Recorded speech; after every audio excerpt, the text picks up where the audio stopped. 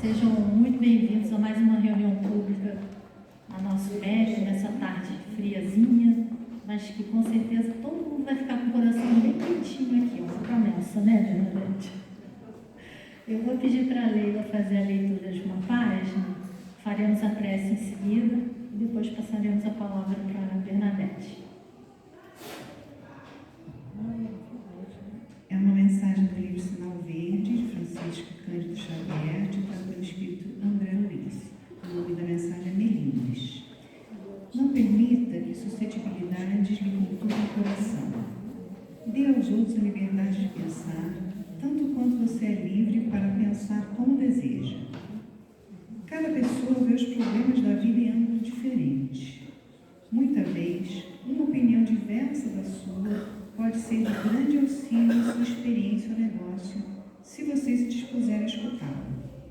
Melindres arrasa as melhores plantações de amizade. Quem reclama, agrava as dificuldades. Não cultive ressentimentos. Melindrar-se é um modo de perder as melhores situações. Não se aborreça, coopere. Quem vive de se ferir, acaba na condição de espinheiro.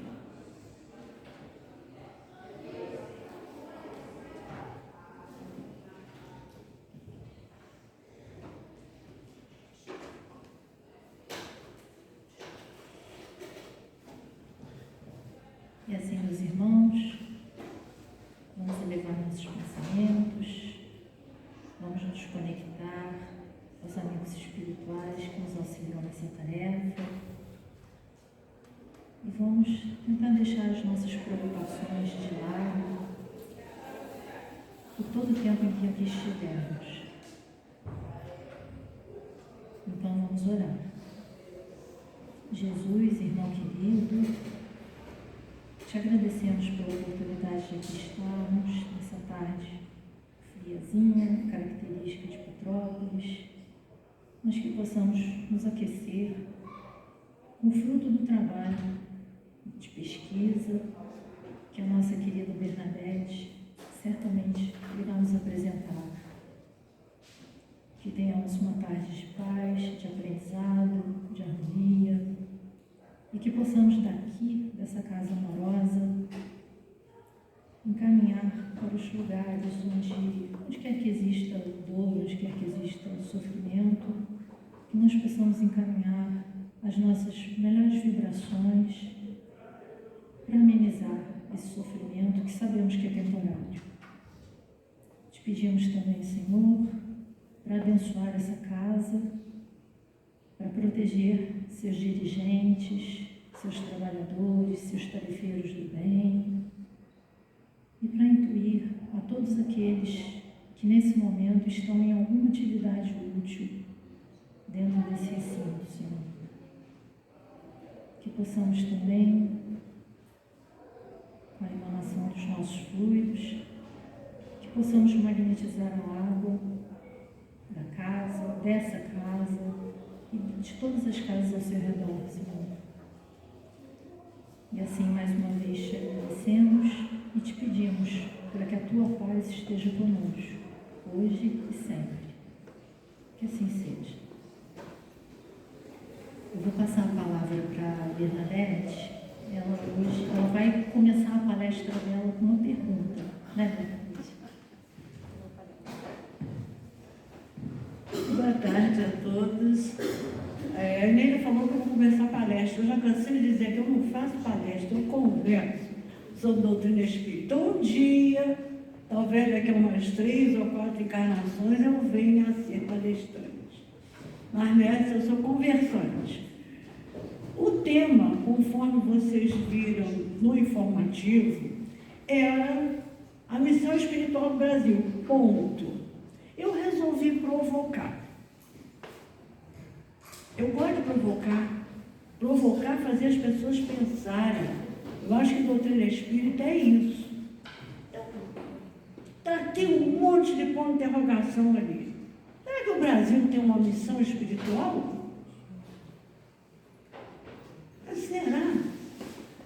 A gente olha assim, às vezes o mundo está tão desorganizado, está tudo tão confuso. confuso, tão complexo. Será que algum país, alguma região tem uma missão espiritual nesse contexto que a gente está vendo aí, meio destrambelhado, meio doido? Porque quando a gente fala em missão, uma missão ela tem que ser precedida de um planejamento. Não é? Para ela dar certo tem que haver um planejamento.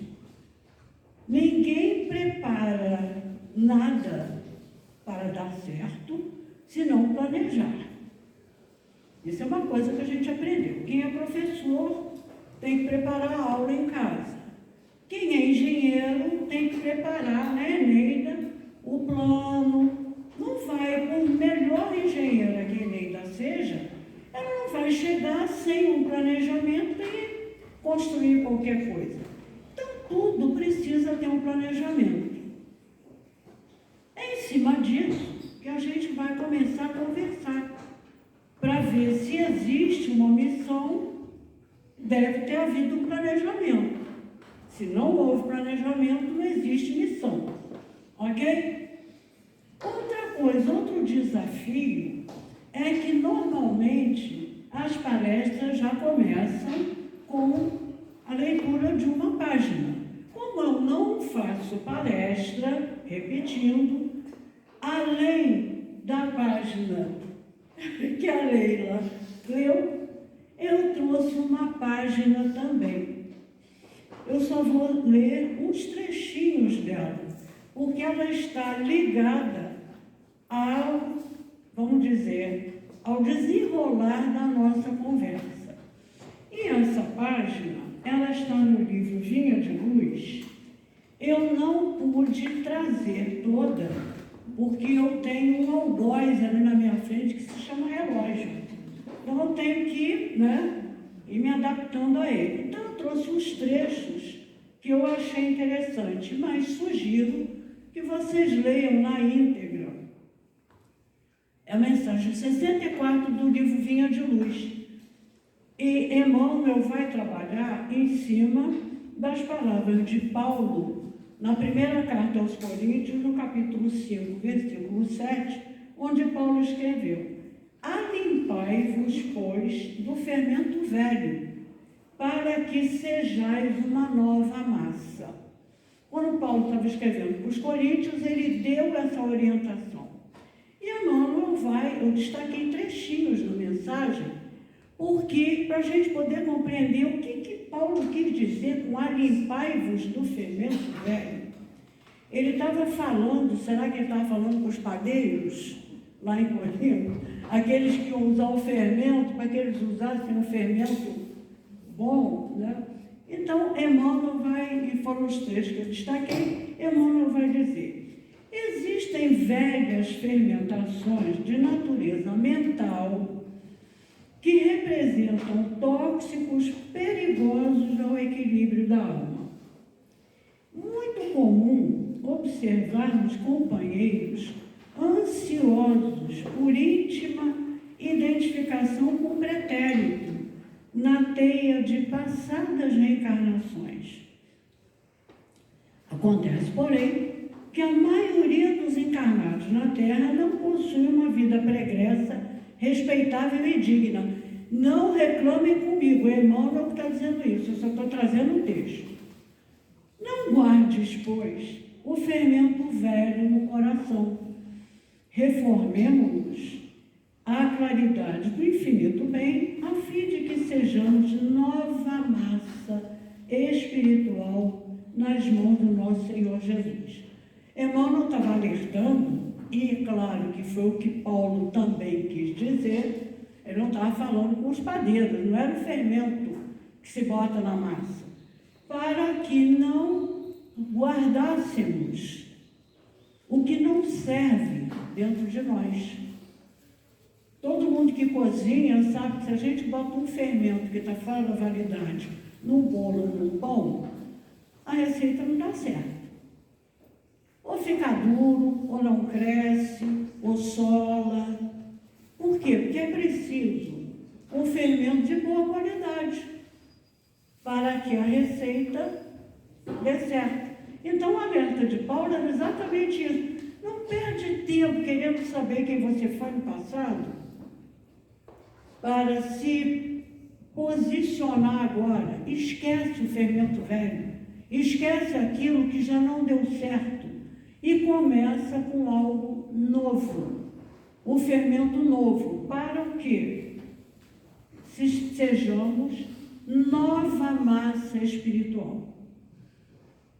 É o bom fermento que vai fazer com que nós sejamos uma massa homogênea, maleável, boa de ser trabalhada pela espiritualidade. Se nós mantivermos o fermento velho, a gente está vamos dar aquela receita endurecida, né, que não vai rolar muito bem. Dito isso, parece que não tem nada a ver, mas tem. Uma das leis de Deus é a lei do progresso. Existem outras, várias, muitas. Lei de ação e reação, lei de conservação, lei de destruição, tem muitas. Lei da vida de sociedade, tem muitas. Mas a gente aqui vai trabalhar específico com a lei do progresso. Isso que Paulo já estava alertando e que Emmanuel comenta, não é uma ideia de progresso? Deixa o velho e usa o novo. Isso é um progresso. Não é um novo material. Não é a roupa nova, o sapato novo, nem o potinho de fermento que a gente vai comprar. É deixar as coisas antigas que nós temos para usarmos a nova, para progredirmos. Então, aí já está muito delineada a questão da lei do progresso. Alguma vez vocês, eu hoje vou cutucar vocês a peça, vocês já pararam para pensar em causas possíveis e prováveis do descobrimento do Brasil? Eu não estou variando não, hein, gente? Vamos lá. Será que o Brasil foi descoberto por acaso? Imagine Cabral, uma esquadra, lá em Portugal, perto do Tejo, entediado. Os marujos também não sabiam o que fazer e resolvem, vamos levantar a vela, vamos sair por aí. O que a gente faz, né? No domingo, às vezes está cansado, está em casa, pega a bolsa, vamos dar uma volta. Eles resolveram dar uma volta com as caravelas. Vamos lembrar, gente, para sair com aquelas caravelas, eles tinham que, em primeiro lugar, saindo de Portugal, enfrentar o Atlântico. Eles tinham que ter víveres, suprimentos, água. Então, será que eles vão sair ao acaso? Determinação política do rei de Portugal. Aí, Cabral estava sossegado. O rei de Portugal chega para ele e diz assim, meu amigo, vai trabalhar. Eu te pago para você fazer alguma coisa, está marujada toda aí. Vai arranjar alguma coisa. Toca o barco e vai fazer alguma coisa, vai procurar alguma coisa aí. Quem sabe se acha algo? Será que foi? Desejo de expansão comercial. Portugal é um país pequeno, geograficamente falando, não é muito rico, não era, estamos falando de 1400, não era rico em relação aos outros povos europeus, Inglaterra, Espanha, França. Portugal não tinha o mesmo poderio econômico. Vivia basicamente do comércio. Então, será que os portugueses lá resolveram, Cabral, vai procurar alguma coisa para a gente se expandir comercialmente? Vai lá, procura alguma coisa, a gente tem que vender mais, tem que fazer dinheiro, vai procurar alguma coisa. Ou será que o descobrimento do Brasil veio de uma orientação espiritual? E com que objetivo?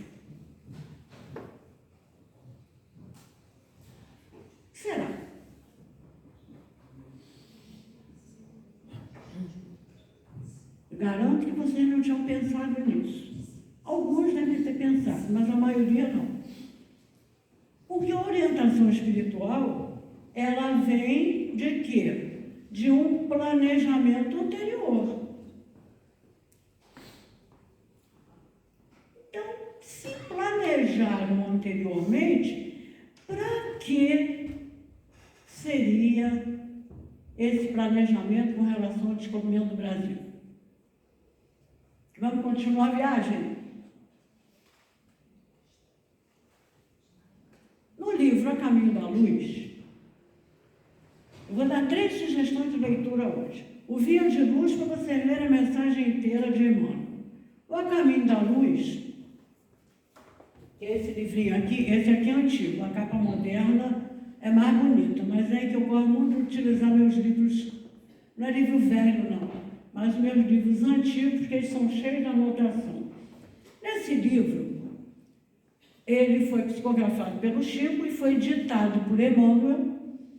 Emmanuel traça uma linha evolutiva do nosso planeta, desde a criação dele. Um ambiente inóspito, quente, não existia vida. Isso é ciência, gente, não é doutrina. Qualquer um que vá observar o National Geographic, a coisa vai falando sobre a evolução do planeta, vai ter certeza disso. A ciência comprova, o nosso planeta tem em torno de mais de 2 bilhões de anos. Então, um ambiente que não dava para ter nada, até que ele vai passando por um processo de resfriamento, tarará. Então, Emmanuel vai contando essa história para a gente. E quando ele chega, depois ele vai dividindo, vamos dizer, já com as regiões que foram tomando o seu aspecto político. Porque quando o planeta começou, não tinha distribuído o que era Brasil. Isso aí foi muito depois. Então, Emmanuel, quando lá no final da primeira parte do livro, ele vai ter um posicionamento muito interessante que ele vai falar que o século V antes de Cristo, o século de Péricles, é o auge da vida cultural da Grécia. Ele vai dizer que o século V espalha os mais soberbos clarões espirituais. O planeta terrestre aproximava-se da sua maioridade espiritual. Então, Emmanuel vai dizer aqui, vai continuar mostrando que existe um progresso. Porque o século V de Cristo, antes de Cristo, o século V da Grécia, ele foi efervescente nas artes. É o século de Platão, de Sócrates. Os ensinos, tudo floresceu na Grécia de uma forma incrível, se espalhou pelo mundo. Então, por isso, Emmanuel diz que, naquele momento, o nosso país estava se aproximando de uma maioridade.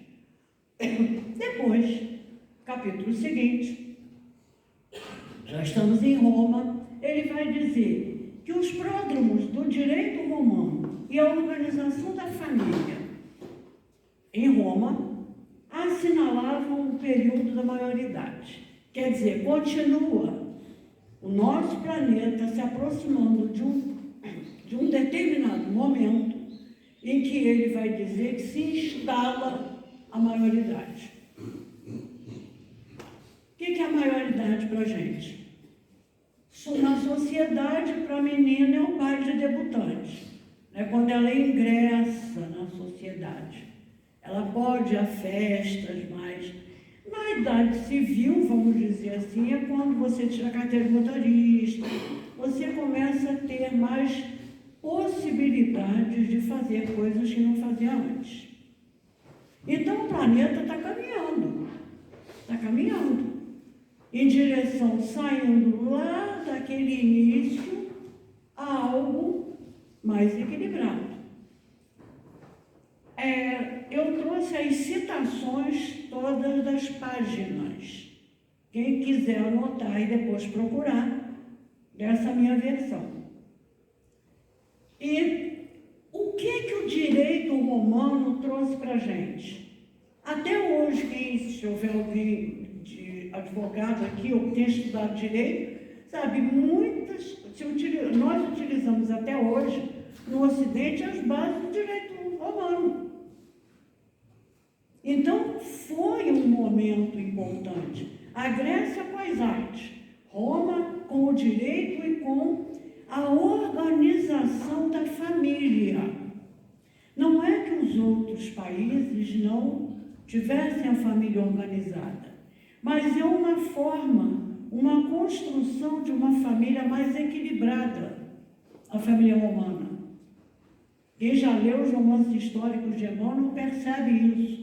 As mulheres já tinham atividades dentro da família.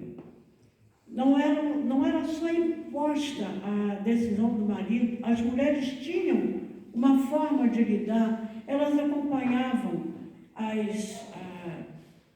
as coisas que aconteciam em casa, vamos dizer assim. Havia um equilíbrio na família romana, um equilíbrio maior entre os membros da família. E Emmanuel, na página 132, ele vai dizer que a vinda de Jesus, aí sim, o planeta atinge a maioridade. Mas só que atingir a maioridade, quando a gente tira a carteira de motorista, fica todo satisfeito, né? Atingiu 18 anos, vou tirar a carteira. Tem direitos, não tem? Tem o direito de tirar a carteira. Mas minhas responsabilidades. Quem quer dever, que é o melhor, quem quer direito sem dever, está muito equivocado. Todo direito que nós temos vem acompanhado de deveres. Todos. Precisamos amadurecer essa consciência de que o direito, de qualquer direito, eu tenho direito de ir ao mercado e fazer compras. E eu tenho o dever de pagar pelas compras. Eu tenho o direito de usar um transporte, mas eu tenho o dever, se for um transporte público, de pagar. Se for o meu carro, eu tenho o dever de fazer manutenção. Então, há uma relação muito íntima entre direito e dever. No momento em que o planeta atinge a maioridade espiritual, nós temos que começar a pensar nos nossos direitos, mas também nos nossos deveres. Deveres para com o planeta. Por enquanto, a gente não está falando no geral. Não é? E o que acontece depois? A gente vai entrar agora no planejamento.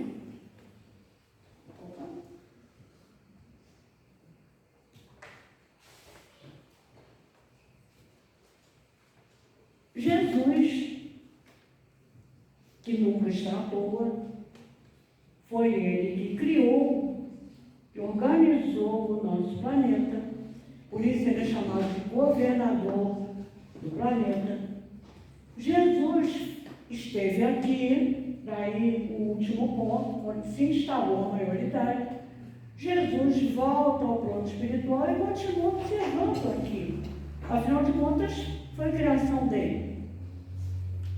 E ele não gosta do rumo que as coisas estão tomando aqui. Ele não gosta. Por quê? O que ele ensinou? Se vinga de quem te pisa o pé? Mata o outro? Foi isso que ele ensinou? Não. Ele veio trazer a lei do amor, da fraternidade, foi embora, voltou para o plano espiritual, né? E o que a gente fez com o que ele ensinou? Complicado, né? Muito complicado.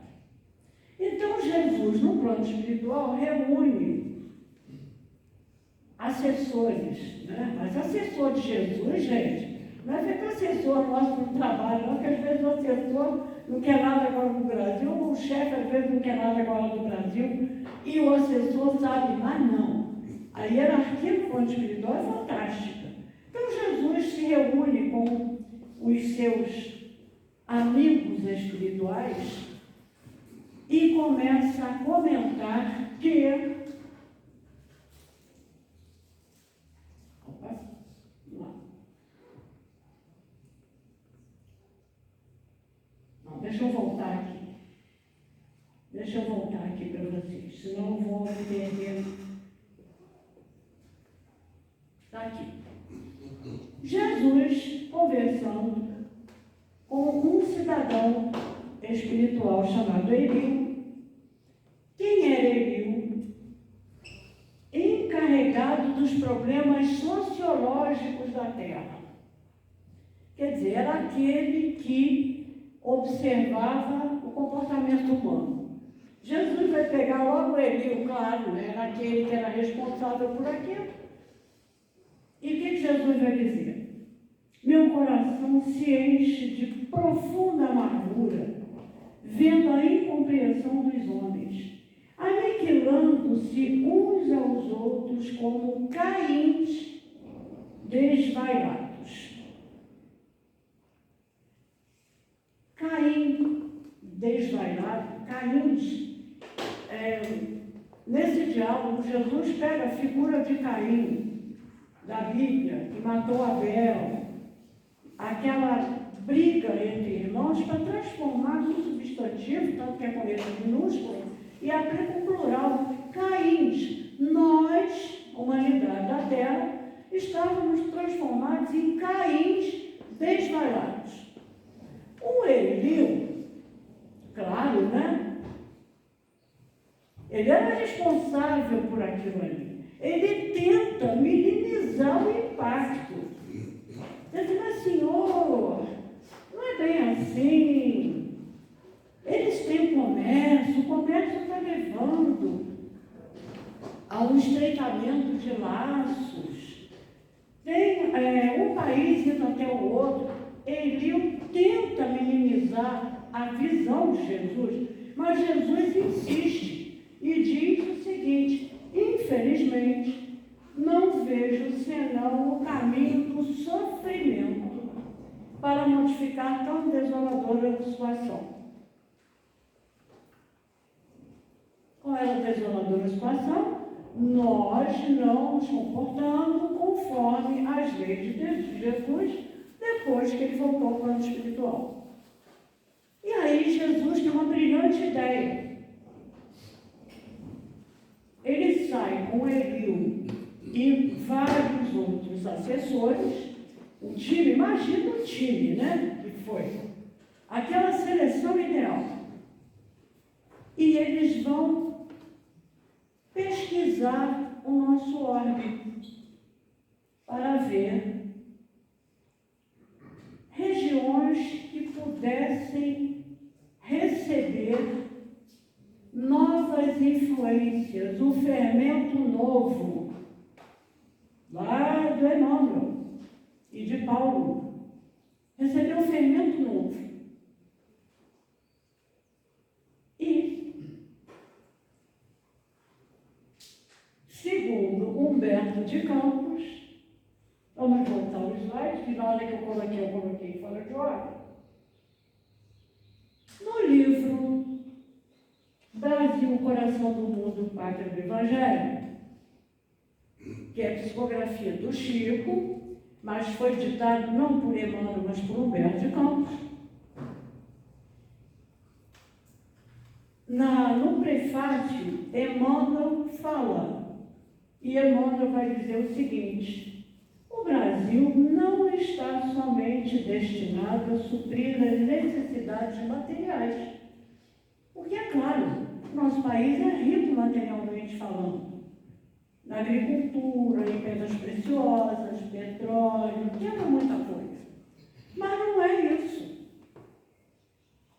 Mas também a facultar ao mundo inteiro uma expressão consoladora de crença e fé raciocinada e a ser o maior celeiro das claridades espirituais do orbe inteiro. Isso é o que Emmanuel diz. Por enquanto, a gente só está juntando as coisas. Não estou levando vocês a decisão nenhuma. Por isso eu fiz a pergunta no início. O Brasil tem uma missão espiritual? Isaura chegou depois, não viu. Eu coloquei um monte de ponto de interrogação no título. E isso no prefácio. E Emmanuel e o Humberto de Campos tem como se fosse um prólogo, um item depois, antes do capítulo, em que chamado Esclarecendo, em que Humberto de Campos vai dizer: as reservas brasileiras não se circunscrevem ao mundo do aço do progresso material, se estendem ao mundo de ouro dos corações, onde o país escreverá sua epopeia de realizações materiais. É isso que está escrito ali? Ah, não? Ah, então está lendo não. O que é? Realizações morais. É muito diferente. Nós temos reservas materiais, mas o que ambos estão dizendo é que nós temos uma função, ou um objetivo, um plano de sermos o quê? Reserva espiritual, moral do orbe. E a gente vai continuar no livro. Dito isso, Humberto de Campos ainda vai continuar. Para esta terra maravilhosa e bendita, será transplantada... Não, desculpe, gente, não vou mais. Aqui, o meu computador é uma coisa, tocar no computador dos outros, ele pula. Então, vamos lá. A gente pode observar já aí que há uma visão de planejamento do plano espiritual.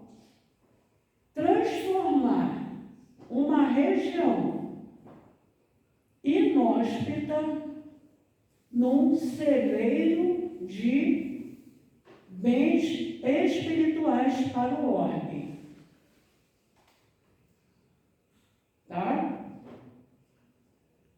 Nós vamos observar que existe um planejamento, mas nem todo planejamento é cumprido, né? A gente, por enquanto, está no planejamento. Um planejamento espiritual detalhado. Por quê? Porque Jesus junta a turma e vai procurar o melhor lugar para que, como ele diz, ele transplante a árvore do Evangelho que estava lá na região da Palestina, transplantar para um outro lugar, um fermento novo, para dar uma massa nova. Vocês estão acompanhando o planejamento dessa turma? Além disso, olha só, coisas que a gente tem que observar. A localização geográfica de Portugal. Um paísinho pequenininho na beira do Atlântico, permitindo o quê? As navegações. A organização social portuguesa, estamos falando de 1400. A sociedade portuguesa, ela tinha uma característica diferente dos outros povos da Europa, ela não era belicosa. Portugal não era um país guerreiro. Portugal era um país comerciante. Ele não era guerreiro.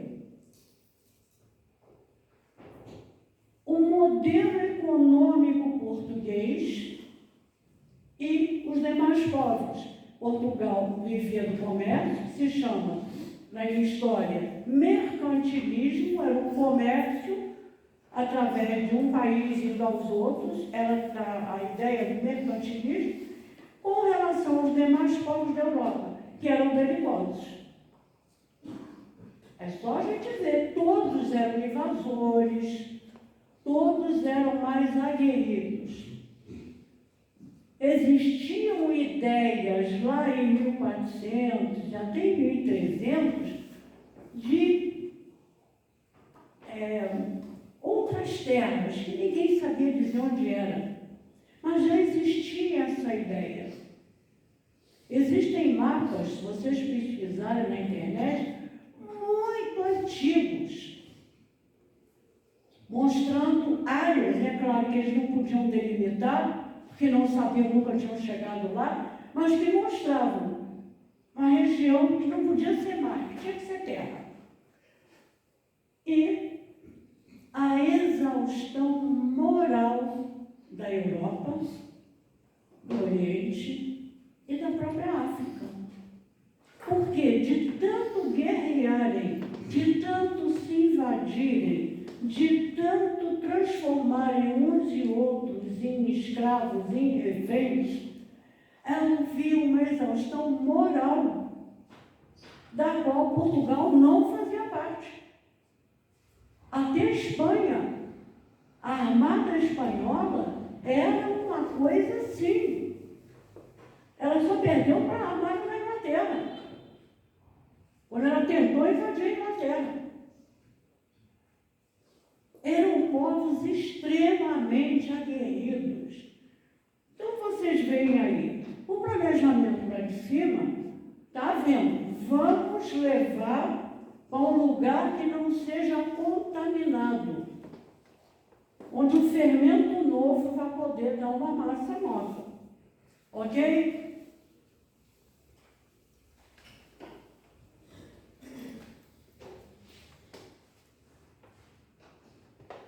Jesus continua a conversa com Eliú e vai dizer para ele que ele vai transplantar a árvore para uma região nova, que eles veem lá de cima, e ele vai dar um ultimato a Eliú.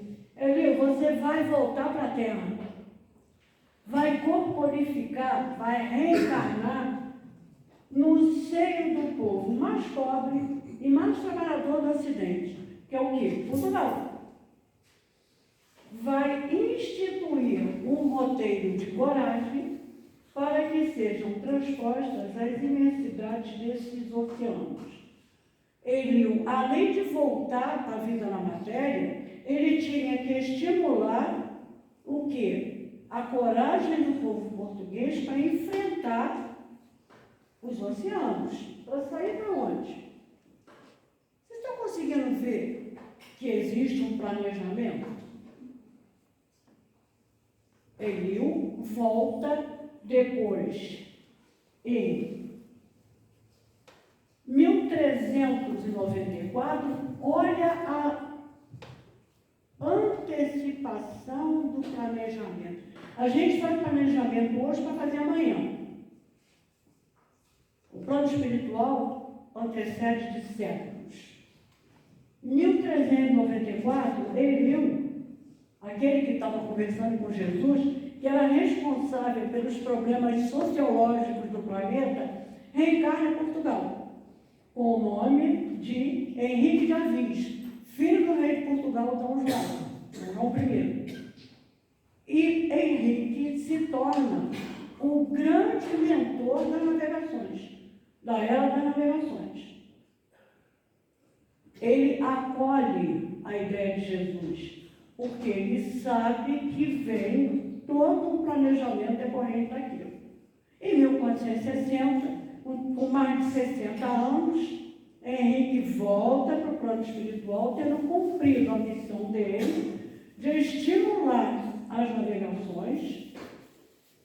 O povo português já estava procurando o caminho das Índias, se desenvolvendo nas navegações, sempre tendo em vista o comércio, não era a guerra. E em 1500, Cabral dá com os costados aqui. Voltando àquela pergunta, foi por acaso? Ah, não? Foi a última hipótese, né? Existem outras, mas das 4 que eu apresentei para vocês, foi a última hipótese, um planejamento espiritual, para que Cabral chegasse aqui. Um detalhe interessante, o litoral do Brasil, na época do descobrimento, ele era muito povoado de índios belicosos, antropófagos. Cabral foi dar com os costados na região da Bahia, onde eram os índios Pataxó, que eram índios tranquilos, receberam todos bem. Será que eles foram parar lá, né? Por que eles não vieram para o meio dos tupiniquim? Ia todo mundo para panela. Panela não, né? Que eles não tinham panela, era aqueles caldeirões de barro. Então, foram parar lá com os Pataxó, a Bahia. Foram bem recebidos. Os índios assistiram, a gente tem relatos históricos e não espíritas, dos índios assistindo à primeira missa. Então, não houve atrito de saída. Seguindo. Brasil descoberto. Eliu, quer dizer, Henrique de Sá, que já tinha voltado para o plano espiritual, vai lá, Jesus, estou preocupado. Portugal deste tamaninho, Oceano Atlântico no meio, um país enorme, não vai dar certo. Vão invadir aquilo lá, Jesus. Presta atenção, e se fosse Bernadette falando com Jesus. Presta atenção, Jesus, olha o que você planejou. O que Jesus diz para ele? Eliu, afasta essas preocupações e receios inúteis. A região do Cruzeiro estará ligada eternamente ao meu coração. Só o Brasil conseguiu manter-se uno e indivisível. A América teve guerra, foi descoberto antes, guerra civil deu na América. Todos os outros, América Central, todos aqueles povos que foram invadidos pelos espanhóis, todos eles foram uma guerra danada e não conseguiram se manter uno. Agora, por que o Brasil se manteve uno? Olha lá. O coração do homem. O que você faz quando você parte um coração de algo que está vivo? Não morre? Só que o coração do homem não podia morrer. Então, tinha que se manter una a estrutura política daquele país que estava começando a caminhar. E eu vou ter que correr. Mais à frente, Jesus, ele acalma Eliu, mas ele vai fazer uma outra reunião. Jesus vive se reunindo, né? Mas são reuniões muito proveitosas. E numa dessas reuniões, ele vai designar alguém para tomar conta do Brasil. Por quê? Porque o Eliu veio para estimular Portugal para nos conhecer, para chegar aqui. Alguém tinha que tomar conta desse pedaço. Por isso ele disse para ele não se preocupar. E ele vai estabelecer quem? Ele vai chamar Ismael, que era um espírito também ponta de linha, manda meu coração que doravante seja o zelador dos patrimônios imortais da terra do Cruzeiro. Reúne as incansáveis falanges do infinito e inicia desde já a construção da pátria, do meu ensinamento.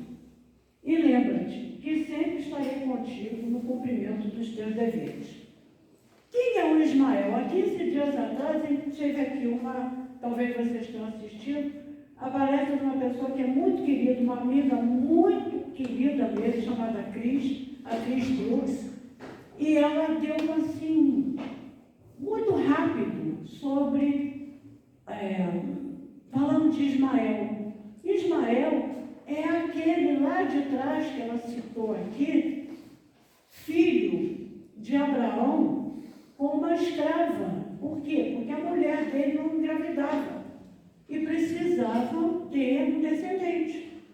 Então era comum isso. A própria mulher de Abraão, Sara, que diz para Abraão: se deita com a escrava, ela devia ser a escrava mais importante do grupo ali, e tenha um filho. Eu não posso te dar um filho.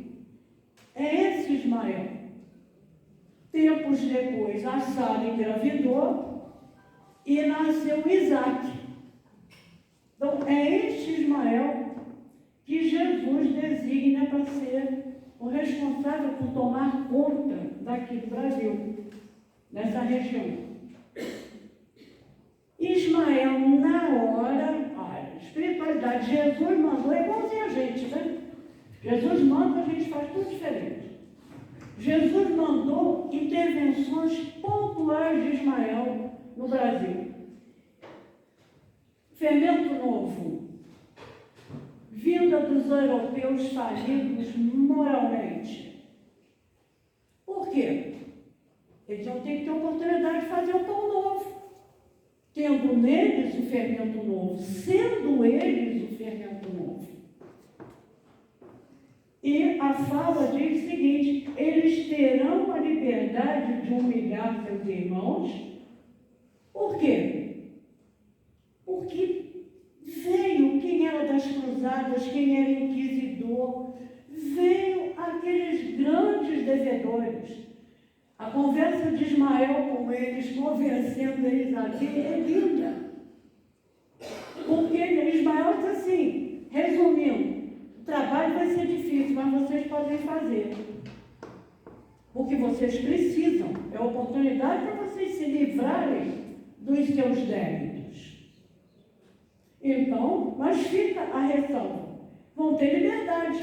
Vão ter liberdade. Vão para lá. Vai ter liberdade de humilhar, de fazer tudo. Mas vão responder. Vão responder. Por quê? Porque está sendo dada uma oportunidade de ouro. A outra, a escolha de missionários religiosos para virem começar a tratar dos ensinamentos de Jesus aqui. Mesma coisa, todos que vieram como nós, todos temos o livre-arbítrio de escolher fazer o certo ou o errado. Fazemos errado, vamos escolher depois.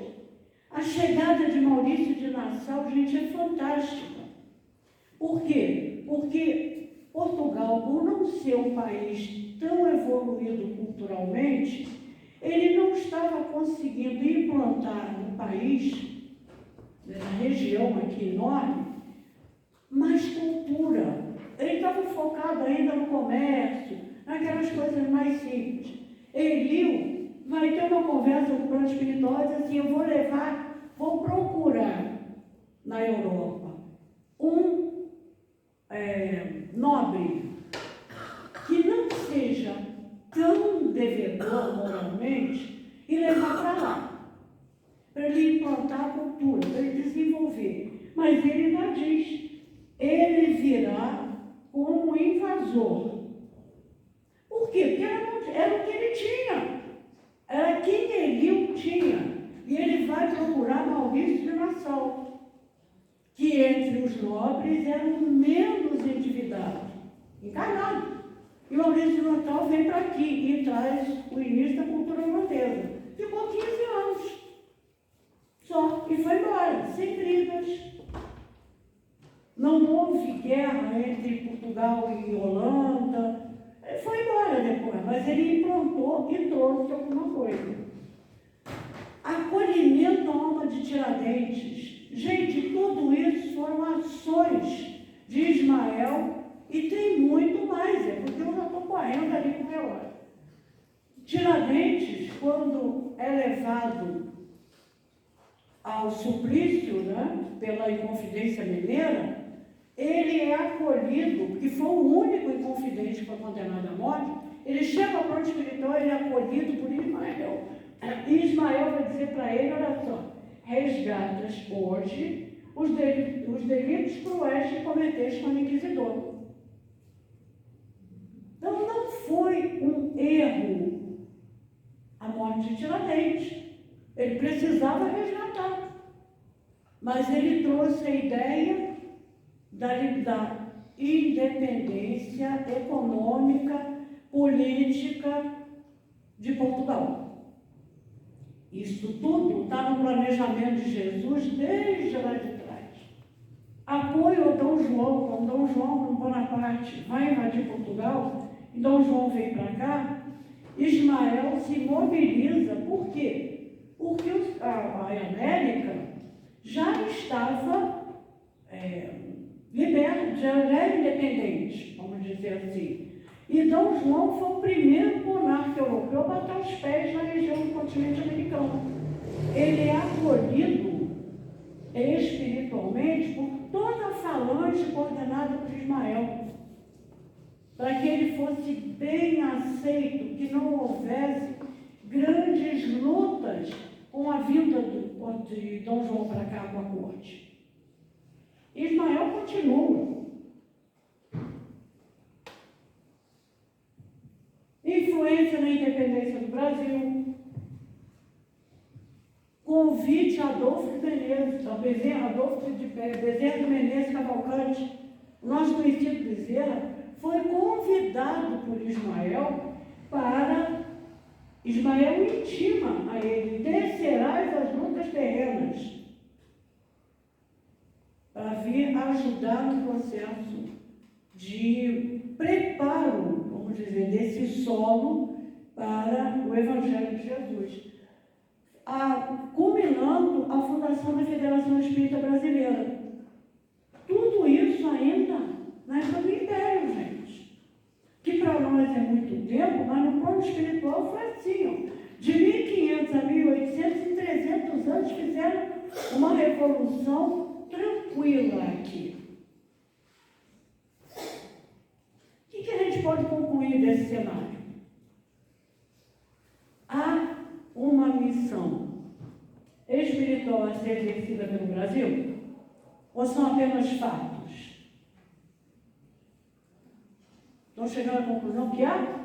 Pois é, foi bom. Eu espero que vocês me convençam, porque eu tenho dúvida. Claro que há, né, gente? Depois leiam o livro, vocês vão ver muito mais as intervenções de Ismael, foram muito maiores. Não apenas fatos soltos, aleatórios, sem objetivo. Não.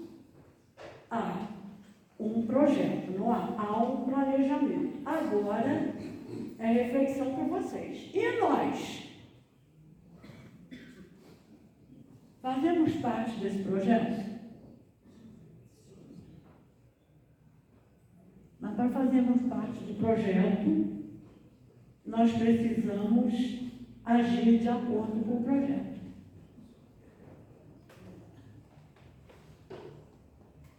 Não é isso?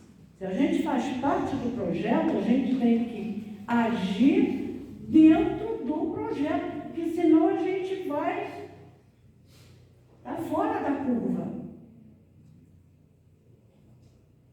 Temos uma participação nesse concerto musical aí, é concerto com C mesmo. Que instrumento nós vamos tocar nesse concerto? Estaremos afinados ou desafinados? Estaremos ajudando a construção de uma harmonia ou está cada um gritando para um lado, cada um cantando num tom? O que podemos oferecer para que esse concerto aconteça? Temos atitudes e comportamentos de acordo com o planejamento de Ismael e de Jesus para o país?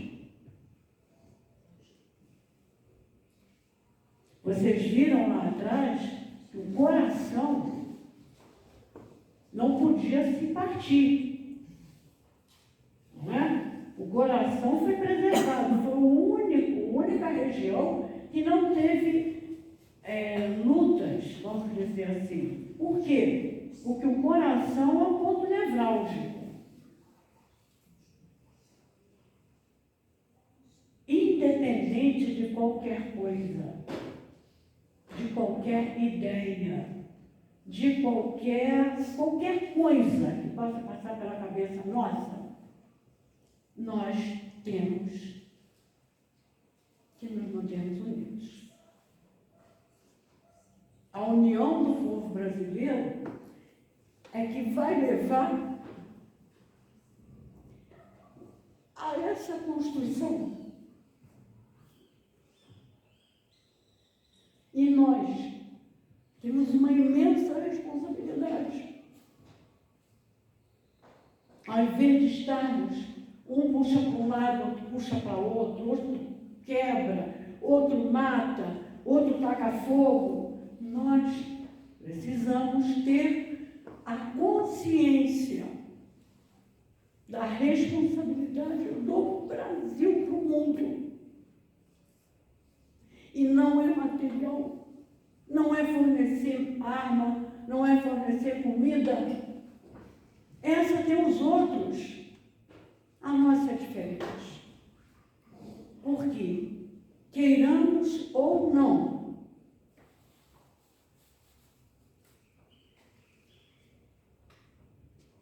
Entendi, eu estou muito emocionada, você pode ler.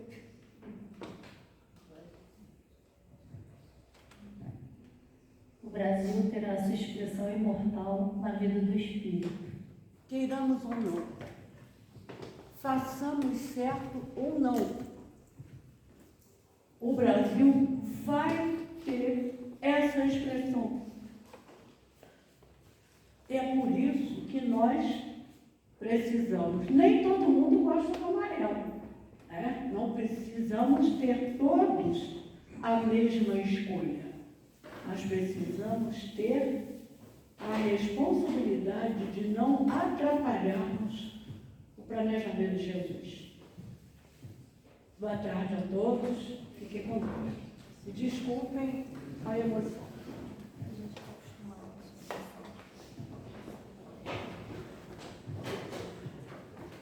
Então, gente, nós só temos a agradecer a Bernadette por trazer tanto material interessante e importante para a gente, né?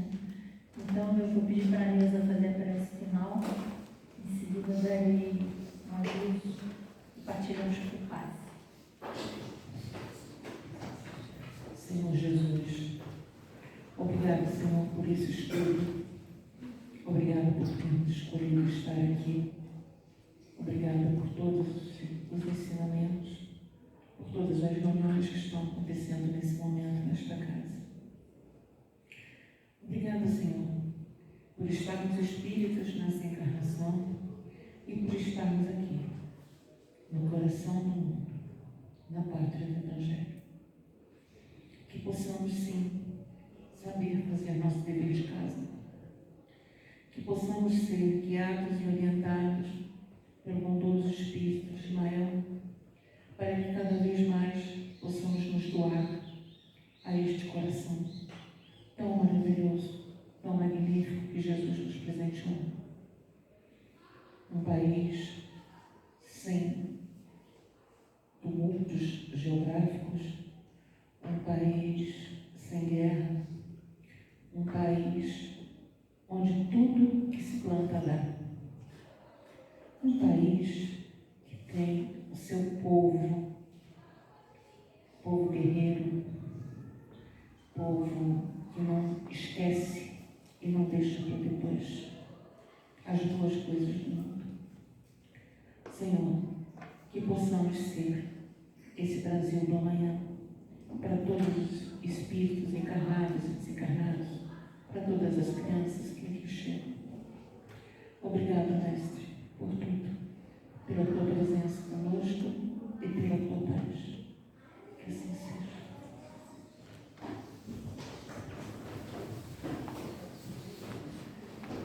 Então, gente, no próximo dia 15,